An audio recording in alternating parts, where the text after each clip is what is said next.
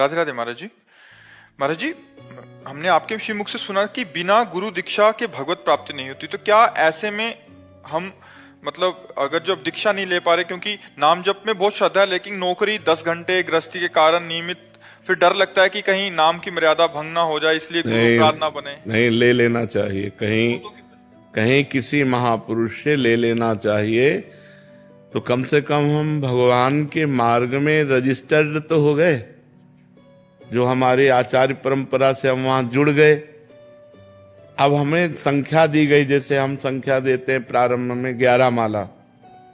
अब हम 4 दिन बिल्कुल 2-2 माला ही जप पाए, काम हमारा लगा रहा, तो हम अगले बार 11-11 में 2-2 माला बढ़ाते चले जाएंगे, तो जो हमारी ये कमी हुई वो पूरी हो गई।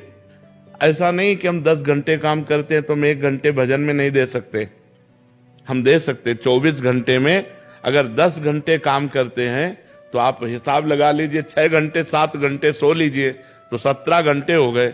1 घंटे मनोरंजन कर लीजिए तो 18 घंटे हो गए। तो अभी तो बहुत बचे, 19, 20, 21, 22, 23, 24, 6 घंटे बचे। 6 घंटे में हम 3 घंटे और छोड़ देते हैं, 3 घंटे भजन करें तो भगवत प्राप्त नहीं हो जाएगा।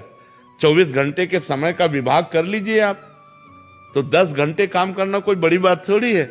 आपके पास 24 घंटे हैं, 24 घंटे में 7 घंटे सोने के रख लीजिए, 10 घंटे काम के रख लीजिए, 1 घंटे मनोरंजन के लिए रख, 2 घंटे भोजन आदि के लिए रख लीजिए। अगर आप समय का विभाग करें तो आपके पास समय भजन के लिए है।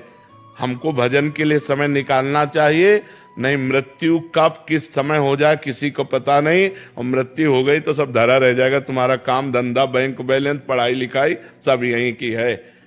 जो नाम जप लोगे वही तुम्हारी आखिरी उन्नति है, नाम जप नहीं तो सब यहाँ कहीं यहीं रखा रह जाएगा। हमारी बात मान लो, गुरु मंत्र कहीं किसी महापुरुष से लेकर के, और जो जितना बने उतना नाम जप करो, उसी से मंगल हो जाएगा।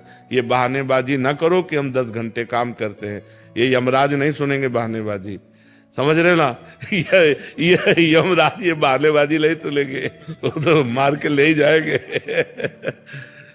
काफियों को महाराज जी प्रश्न रहता है ऐसा, क्योंकि गृहस्थ जीवन में फिर उनको एक ये भय रहता है कि अगर गुरु द्वारा जो प्रदत्त नियमावली है वो अगर नहीं कर पाए तो अपराध लगेगा, तो और हानि हो जाएगी। नहीं, भगवान के भजन से कभी हानि होती है, भगवान के शरणागत में कभी हानि होती है। हम कह रहे हैं जैसे नियमावली है तो उसकी पूर्ति के उपाय भी तो है ना।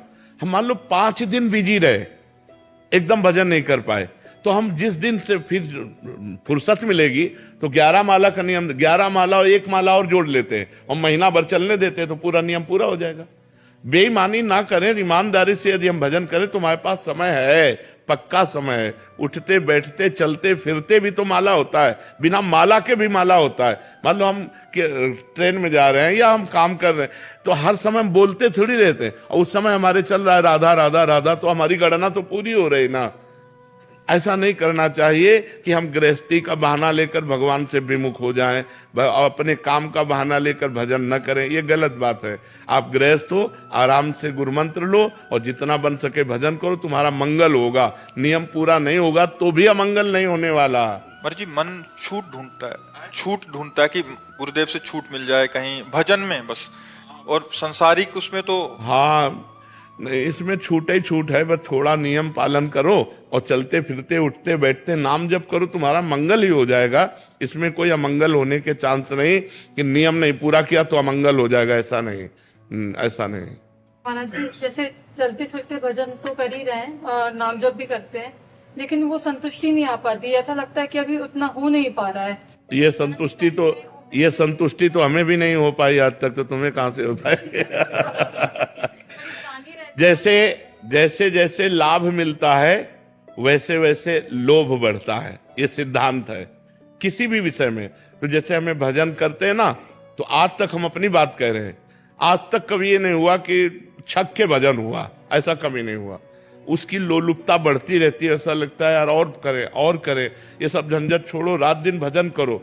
भजन करने पर भी भजन की भूख बढ़ती रहे, यही भजन का फल है, यही पहचान है कि आपका भजन सही हो रहा है, जब भजन करने पर भी भजन की भूख बढ़ती रहे।